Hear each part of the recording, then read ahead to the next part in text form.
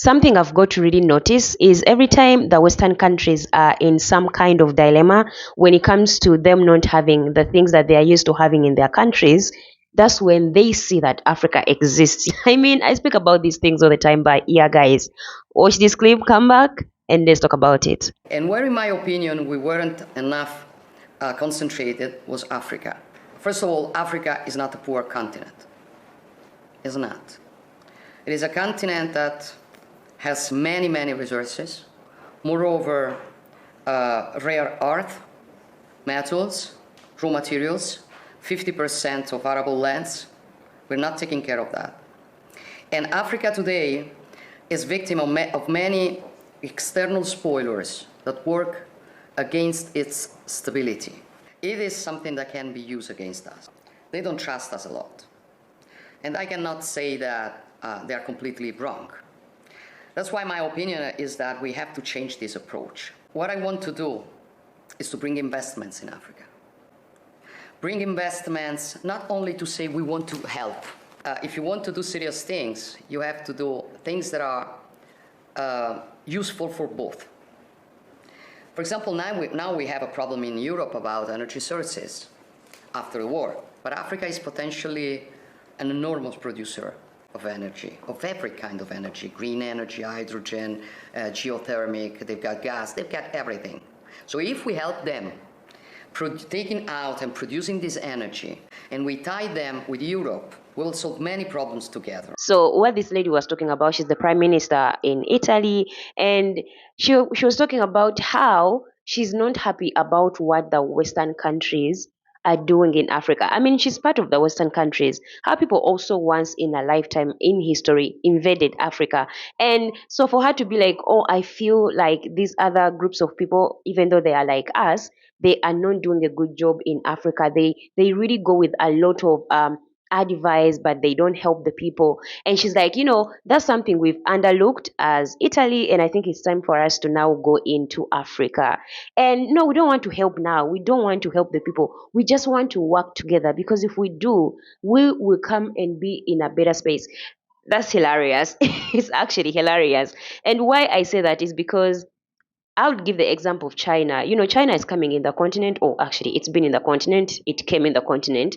And one thing they understood is to compete with the United States of America or with the other Western countries, what they have to do is do something different. That's why you're going to see a lot of infrastructures in the continent by Chinese, a lot of developments by the Chinese in the continent. And that's something that the Western countries for the longest time have not ever tried to do, set up, or invest in, because to them it has always been about taking resources, taking things from the continent, but never to do anything or something in the continent. And I'm not trying to defend China. I have mixed emotions with them because they don't even treat our people right, but at least I give them credit. They do give employment to the African people. Of course, it's not for free, and people should not make it seem like China comes to the continent and does things for free for the African people. It's a transaction between them and our governments, our African governments. And you know why I usually don't come on here and blame a lot of the Western people? Of course, I talk about the atrocities and the things that they do in the continent, but I actually believe if we have or we had strong leaders that made sense, all these other groups of people from the West, from Asia, would not see or treat an African person like shit. If I make sense. Because now when this lady comes from Italy and she's like, oh, now we need to go to Africa and help them grow. What she means is she wants the resources, and she also mentioned about the resources. The first thing that always comes to their head is not us as a people. They do not think about us individuals or us as a population in the continent. What they think about is the resources, because now they don't have a lot of resources in their continent, and Africa comes in where they are able to have our leaders. Everybody is benefiting from Africa but children of the soil. The time for the leaders flying private jets and buying homes is over. Let me warn you, let me tell you this for free. The time of flying private jets, buying homes for your family, spending millions of dollars, taxpayers' dollars, accumulating wealth for your family is over, because now we are getting into a time of accountability. Yep, everybody has a cell phone. Everybody can educate themselves. You can't lie anymore. Right now, Africa is aware that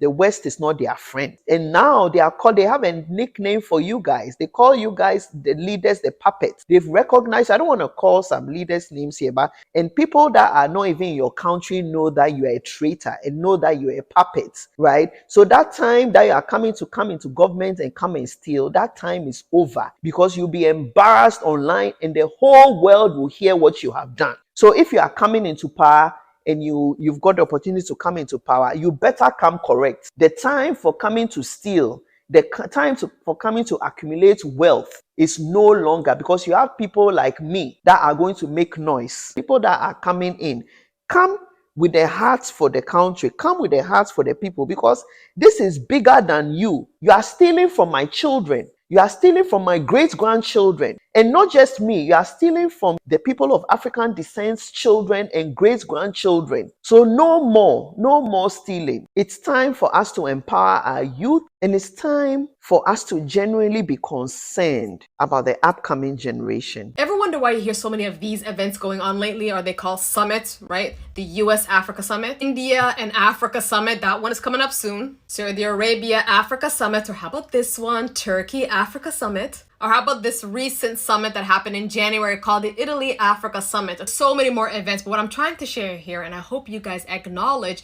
is that there's a big movement going on, and a lot of these countries want to capitalize on the continent because they're recognizing this unregulated economical growth going on. Now, this guy over here is Colin Coleman. He's a South African banker, though previously he was the CEO for Goldman Sachs, the sub-Saharan region. Well, he dropped an interesting article called A Marshall's Plan for Africa, where it basically outlines future projections in the regions. It's always people like this that are going to tell you a little bit behind the scene what's going on. It's never the leaders of the continent, right? It's like they want us to still be sleeping and naive because it works out in their benefit. A small section of Africa society will benefit disproportionately from this period of wealth creation, while large segments of the population will most likely remain in poverty. And that's why I have a problem with all these summits. They never focus on how the people of Africa can benefit from its continent. And sure, you can run around and say, oh, my leader is great. Well, then you have to admit to yourself, why is there no first world country in Africa? And you can't call the continent poor. Okay? The continent is filthy rich. You have to admit that it has poor leadership. And until people kind of wake up and get involved in any capacity they can, you're going to have other people come and take advantage of your own benefits. I'm so glad that African people are waking up to the reality of what is truly happening in the continent. For the longest time, before I even understood what is going on, I always thought that Western governments were the biggest influence at what is happening in the continent. But then now looking back and really using common sense as an African, as a black person, you need to really understand, yes, colonization happened, yes, things went down, but who are the same people that are letting these things continue to be in place because they benefit them? It's our leaders. I mean, you know why I say it's our leaders? Because the only time I've seen African leaders come out, be strong, be so passionate when they are speaking about things in Africa that they really believe in and stand strong on, is when they are talking about sex. They are so strong and powerful when they come out to talk about homosexuality. That's why they are very, very strong. That's when they do not care about what the white man has to say. But when it comes to doing things that benefit their own people, that's when they are now puppets. That's when they can now not break barriers. And I'm like, okay, so the only time you guys are so strong is when you're talking about sex, because you know your kids and your family members are going to be affected, because if your kids and your family members are going to go to schools or churches or places where there is this act of homosexuality, it can affect them. That's when you're concerned. That's when you come on the internet and show us on how you are so strong, and then they believe in the culture and the religions and all those things. But when it comes to building hospitals in their countries, building and fixing the education of the African people, of the African continent, when it comes to them investing in their technology, when it comes to them fighting and using or really being productive with their resources in the continent, that's when the knowledge and understanding of being a strong African leader gets out of the door. That's when it's no longer functioning. That's when it's now a problem for them to do or set up things that are better for their own people. So I really can't stand here or be on this platform and say that majority of the problems that we have today are from the Western influence. Yes, I do agree that majority of our leaders have been taken down when they stand strong on the development of the continent. But then should we still cry on that and be in a position where we know we have puppets and the right one cannot be in existence because they will be taken down? And as well, should we not just shut up and accept that we will only be in existence by having puppet leaders? Of course, West Africa is standing up now,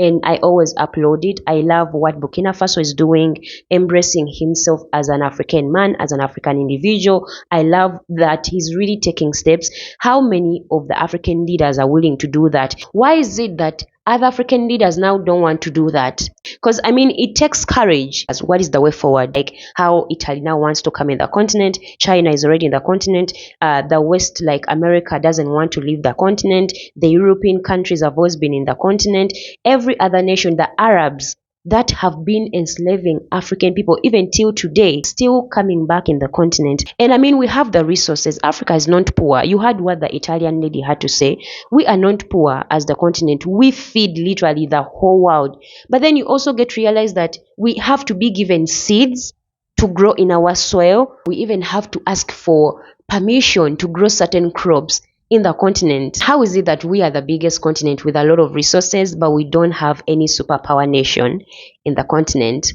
Should we blame that on these people a lot? I mean, if you look into, like I said, Sudan, you look into Libya, when you look into Congo, when you look into these African countries that have war going on, who is in power and who are the people holding guns? Because all I see is African people pointing guns at themselves, you know.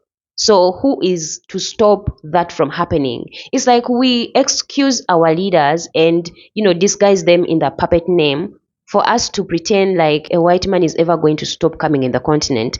They will never stop coming in the continent because we have everything that they need to run their countries. So who is the right person that is going to stop the system of us being exploited? Like I always tell you guys, nobody comes in 2024 to steal resources in the African continent. Let's stop right there. Let's stop with the excuse of the Western governments or the Asians are coming to steal resources in the continent. What they do is they come and do transactions with your government leaders in your African governments that go off, sign off your resources in exchange of whatever that they receive that does not benefit you as an African child. Because everybody benefits, but the people of the continent, the leaders benefit, the people in big positions benefit, but you as a local individual in the continent, what do you get?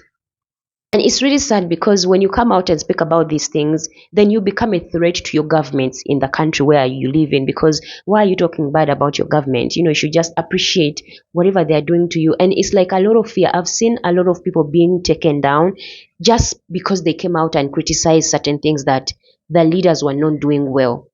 So it's like now in 2024, our people in governance in the African continent deliberately leave the systems in place because they do benefit them. Like I always tell you on this platform, guys, until Africa is free as a continent where majority of black people reside or come from, no one will ever respect you as a black person, no matter where you are or where you think you come from. If the continent of Africa still has people that look like us, but only talk about sex to show how strong they are and not really talk about the things that make sense and fight for us and remove borders in the continent, we are never going to be respected. I really think we should focus on our leaders than the outside nations, because the more we focus on our leaders and push and put a lot of pressure on them, they will start to do things that are better for us as a people, because they are stealing from your children, your grandchildren, from our future descendants. The more they loot, the more they sign off our things, the more they sell